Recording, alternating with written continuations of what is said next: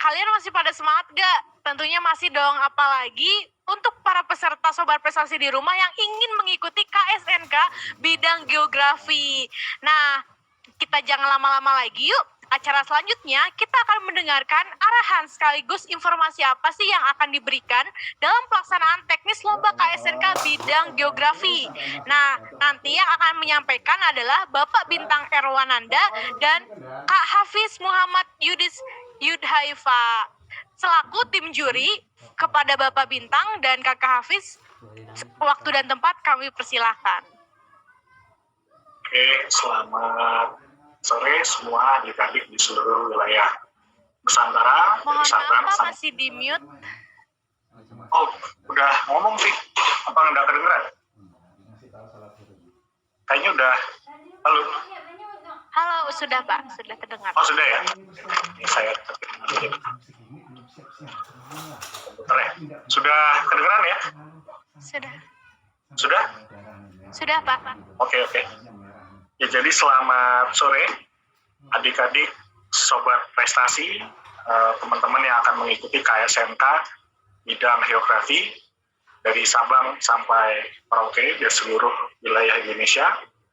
Jadi perkenalkan, saya Bintang Rahmatwananda selaku Wakil Ketua Tim Olimpiade Geografi Indonesia, dalam hal ini mewakili Pak Samsul Bahri selaku Ketua Tim Olimpiade Geografi Indonesia, dan juga nanti untuk penjelasan teknis lebih lanjut akan dijelaskan oleh Saudara Hafiz Muhammad Yudhaifa yang nanti akan bergabung juga. Jadi sebagai pembukaan, bahwa kita mengetahui kita telah melaksanakan rangkaian KSN ini secara online sejak tahun lalu. Jadi sejak tahun 2020 di mana terjadi pandemi dan kita tidak bisa berkumpul lagi seperti awal dulu kita sering melaksanakan KSN, maka yang dilakukan adalah dengan menggunakan bantuan dari sistem daring ini. Nah, jadi jika kita perbandingkan antara kondisi normal dan kondisi pandemi, kalau murni pada tahun sebelum-sebelumnya, sebelum tahun 2020, tentu kita semua mengetahui bahwa pelaksanaannya terpusat di pusat-pusat tes, kemudian pelaksanaannya juga preferensial test, yaitu lembar jawabannya masih manual apa segala macam.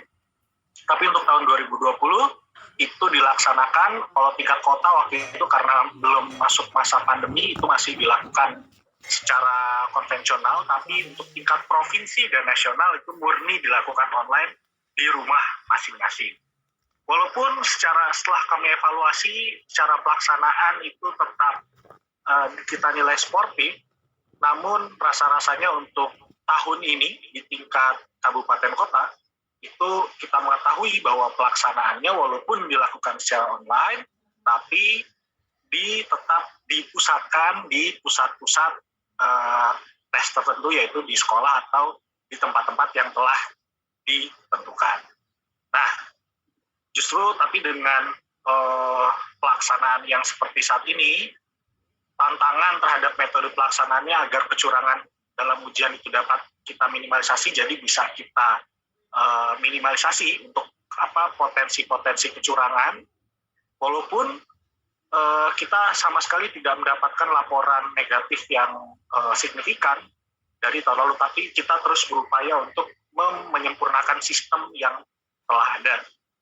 Nah, dan juga sebenarnya kalau tahun lalu ini kan karena tidak dilakukan di sekolah atau tidak di ini, jadi dapat dilakukan di mana saja selama terdapat koneksi internet, dan juga tahun lalu terdapat kendala di mana ada teman-teman yang tidak bisa mengakses soal karena kondisi internet. Tapi sekarang itu kita antisipasi dengan berkumpulnya di tempat-tempat tes yang telah ditentukan, akses internet setidak-tidaknya dapat kita jamin ada, atau kita usahakan supaya teman-teman tetap terakses atau terhubung dengan secara daring melalui jaringan internet.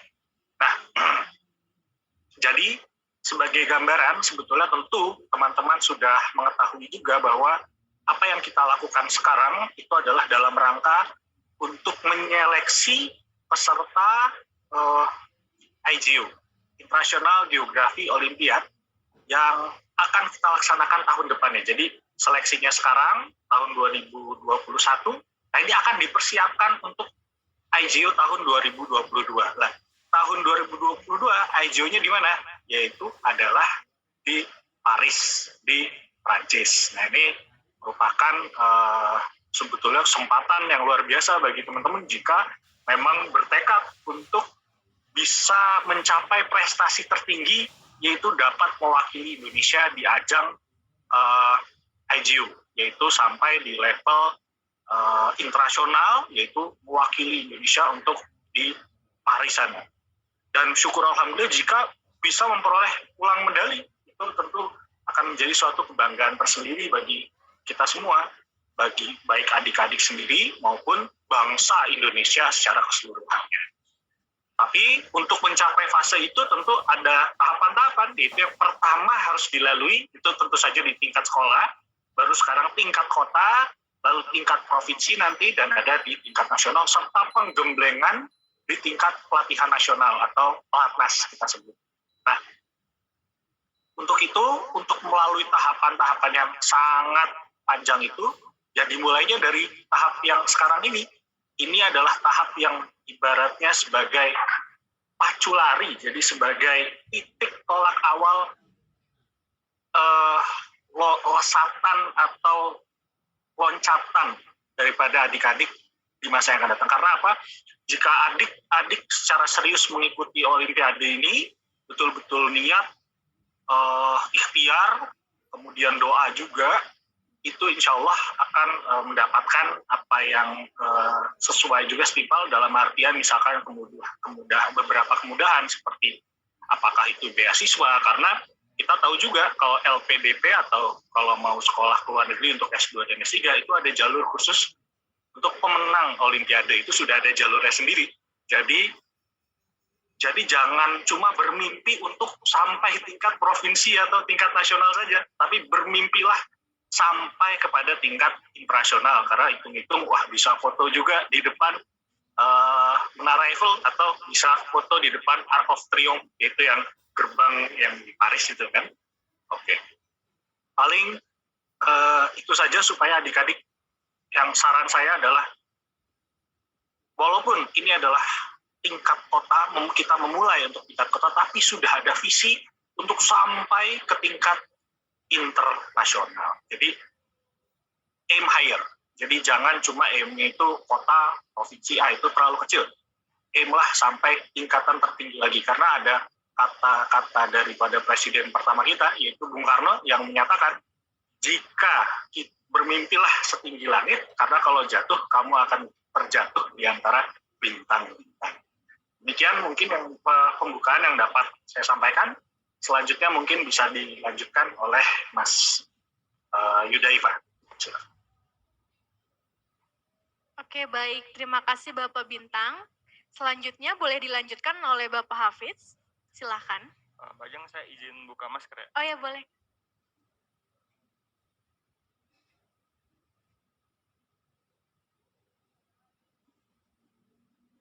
Bismillahirrahmanirrahim. Ya teman-teman, perkenalkan kembali, nama saya Hafiz Muhammad Yudhaifa. Saya dari tim Olimpiade Geografi Indonesia. Jadi seperti yang kita tahu, untuk kita supaya bisa mengikuti KSN untuk tingkat kota ini, kita diberikan fasilitas oleh Pusat Prestasi Nasional untuk mencoba atau mengikuti simulasi. Boleh Mas Fadel ke presentasinya? Jadi di sini saya akan mencoba untuk menjelaskan mengenai penjelasan teknis, mulai dari petunjuk umum hingga petunjuk khusus untuk bidang geografi. Oke, mulai dari yang pertama,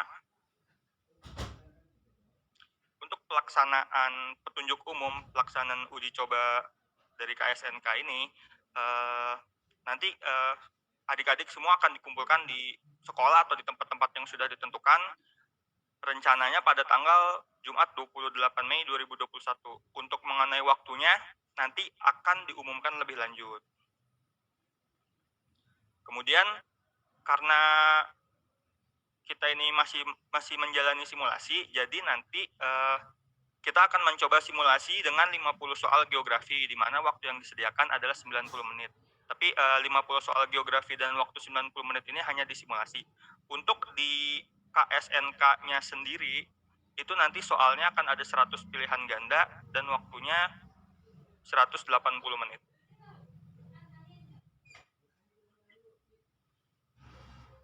Kemudian untuk petunjuk khusus dari bidang geografi itu sendiri. Jadi gini, karena di bidang geografi ini adik-adik harus memperhatikan bahwa kita menggunakan soal pilihan berganda. Nah, ada poin yang harus diperhatikan, yaitu sistem penilaian dari bidang geografi ini menggunakan sistem nilai minus. Jadi kalau misalnya adik-adik benar akan mendapatkan nilai plus 3, kalau misalnya tidak dijawab mendapatkan nilai 0, dan kalau misalnya dijawab salah akan mendapatkan nilai minus 1. Kemudian untuk yang poin nomor 4, ketika adik-adik mulai membuka soalnya nanti, kan karena kita akan ada sistem penilaian minus, jadi diharapkan harus berhati-hati ketika akan menjawab soal. Karena sistem dari untuk sistem tes di KSNK ini, ketika kita sudah memilih jawaban itu tidak dapat dihapus. Jadi misalkan gini, kita lagi ngerjain soal nomor 3, terus kita ngejawab nih B gitu misalnya. Nah, kalau misalnya udah menjawab, itu tuh tidak bisa diganti menjadi tidak menjawab. Hanya bisa diganti menjadi jawaban lain. Misalnya awalnya jawabannya B, diganti menjadi jawabannya C. Tapi tidak bisa jadi tidak dijawab. Nah, itu hal yang harus diperhatikan terutama untuk mengenai sistem dari tes kali ini. Kemudian di sistem untuk ujian kali ini ada fitur namanya menu ragu-ragu. Jadi fitur menu ragu-ragu ini bisa digunakan untuk memberikan catatan soal-soal mana saja yang adik-adik ingin menjawab tapi masih ragu-ragu. Jadi bisa menandai soal, ibaratnya seperti itu. Jadi supaya tidak menjawab duluan, kalau misalnya menjawab bisa jadi salah, jadi bisa ditandai dengan tanda ragu-ragu.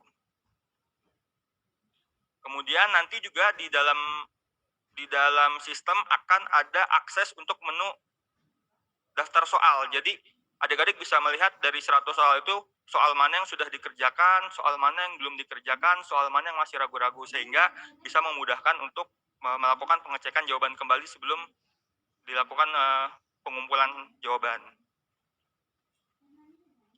Kemudian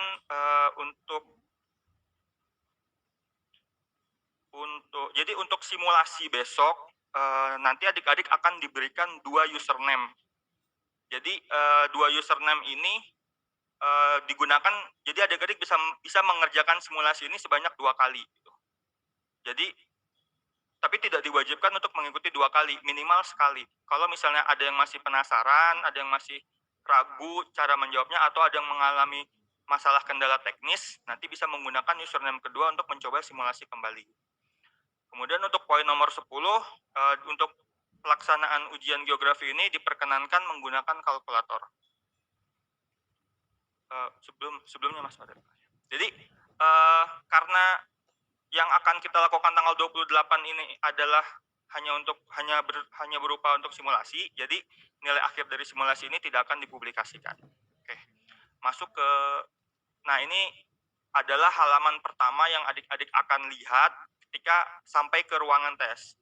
Jadi komputernya nanti akan disiapkan oleh panitia pengawas dan proktor, sehingga adik-adik akan ketika duduk akan dihadapkan dengan halaman seperti ini. Nah, di sini yang harus diisi yaitu ada 2. Yang pertama username dan yang kedua password dari username tersebut. Nanti username dan password ini akan diberikan oleh pengawas dan proktor setempat. Kemudian setelah memasukkan username dan password, nanti akan ada 3 kolom yang harus diisi. Yang pertama adalah nama, yang kedua adalah tanggal lahir, dan yang ketiga adalah token.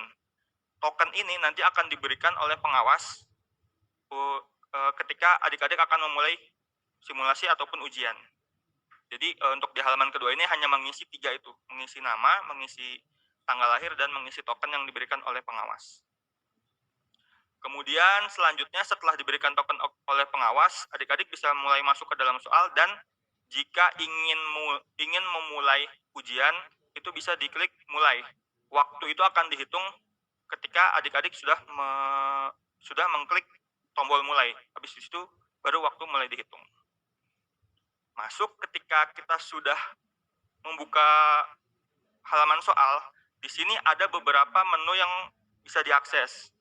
Yang pertama itu adalah halaman soalnya ini sendiri, yaitu di halaman yang bagian muka soal, di tengah ada gambar dan ada soalnya. Terus di bawahnya ada pilihan jawaban berupa pilihan berganda A sampai dengan E. Jadi ada 5 pilihan. Nah, untuk menjawab pilihan tersebut bisa diklik di bagian huruf pilihannya. Seperti misalnya dikliknya di bagian A, B, atau C-nya atau D-nya. Kemudian di bawah itu ada, yang di sebelah kiri itu ada menu untuk kembali ke soal sebelumnya. Sedangkan menu di tengah itu untuk menandai soal ragu-ragu. Kemudian di sebelah kanan itu ada menu untuk lanjut ke soal selanjutnya. Kemudian juga di atas kanan itu ada menu daftar soal. Jadi di sana nanti bisa melihat daftar-daftar soal. Bisa lanjut. Nah, ini jadi kalau misalnya adik-adik mengklik menu daftar soal, nanti akan ada tampilan seperti ini. Untuk penjelasannya, di bagian kotak yang tengah itu yang nomor 1 warna hitam. Terus di atasnya ada lingkaran kecil lagi. Untuk angka 1 dan warna hitam itu berarti warna hitam itu adalah soal yang sudah diisi dan jawabannya bisa dilihat di yang bagian lingkaran kecil. Kemudian yang kedua, yang sebelahnya itu di nomor 3 ada angka berwarna kuning. Itu berarti adalah soal yang ditandai ragu-ragu, di mana berarti soal itu tuh adik-adik tandai ragu-ragu. Jadi ketika nanti setelah sampai ke nomor 100 adik-adik ingin melakukan pengecekan kembali, bisa dilihat di daftar soal ini, dilihat soal-soal yang berwarna kuning, kemudian dikerjakan atau tidak dikerjakan. Yang penting tanda ragu-ragunya itu dihapus. Jadi kalau misalnya udah kembali ke soal itu, udah nemu jawabannya, silakan dijawab. Tapi kalau misalnya ternyata nggak nemu jawabannya, ya udah nggak usah dijawab, tapi centang ragu-ragunya di checklist kembali. Kemudian itu untuk yang nomor 4 itu kan soalnya berwarna putih. Berarti itu adalah soal yang tidak dikerjakan. Misalnya ketemu soal yang susah dan tidak mau mengambil resiko untuk menjawab, bisa ditinggalkan sehingga dia tidak usah dijawab, tidak ada risiko nilai negatif. Kemudian kalau untuk soal yang berwarna biru nomor 5 berarti itu adalah soal yang sedang dibuka saat ini. Oke, lanjut. Kemudian ini adalah halaman terakhir atau soal nomor terakhir, nomor 100 ya. Oh, soal nomor 50. Jadi kan simulasi nanti soalnya akan ada 50. Jadi nanti di halaman soal ke-50 itu di bawah kanan yang tanda soal selanjutnya itu akan berubah menjadi tanda selesai. Kalau misalnya adik-adik udah selesai dan sudah yakin dengan jawabannya, bisa diklik tombol selesai tersebut. Kemudian habis diklik tombol selesai tersebut, nanti akan ada 2 kali konfirmasi. Nah, jadi akan diberikan 2 kali pop-up konfirmasi, bisa dipilih untuk bagian tombol yang hijau, kalau misalnya sudah yakin. Kemudian setelah kita mengkonfirmasi, nanti akan ada konfirmasi untuk mengumpulkan. Jadi sampai saat ini, kalau misalnya adik-adik belum siap mengumpulkan, bisa kembali ke halaman soal. Tapi kalau misalnya udah yakin pengen mengumpulkan, bisa lanjut ke pengumpulan soal. Seperti itu. Oke, ini ada sedikit quotes, yaitu adalah seringkali kita itu memberikan anak-anak kita itu tugas untuk menghafal jawaban, bukan untuk mencari jawaban atau menyelesaikan masalah. Jadi diharapkan dengan adanya kompetisi ini itu melatih adik-adik semua untuk melakukan problem solving. Jadi untuk meningkatkan kemampuan untuk menyelesaikan masalah. Ya, sekian untuk penjelasan penjabaran teknisnya. Saya kembalikan ke Pak Ajeng.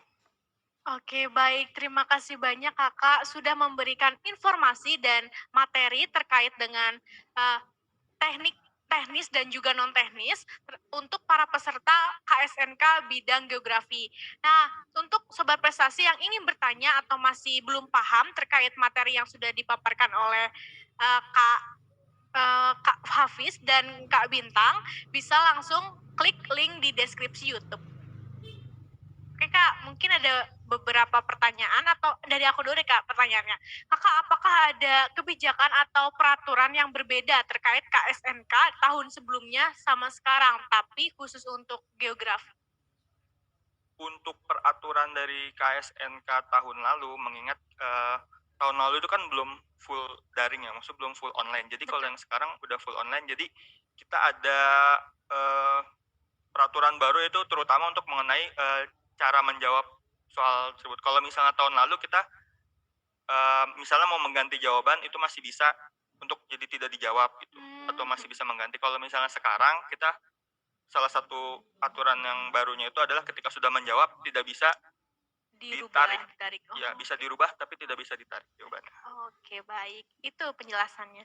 Nah, Kak, ada pertanyaan nih. Untuk soal KSN geografi tersebut materinya mengenai apa saja, Kak? Mungkin kisi-kisi, Kak.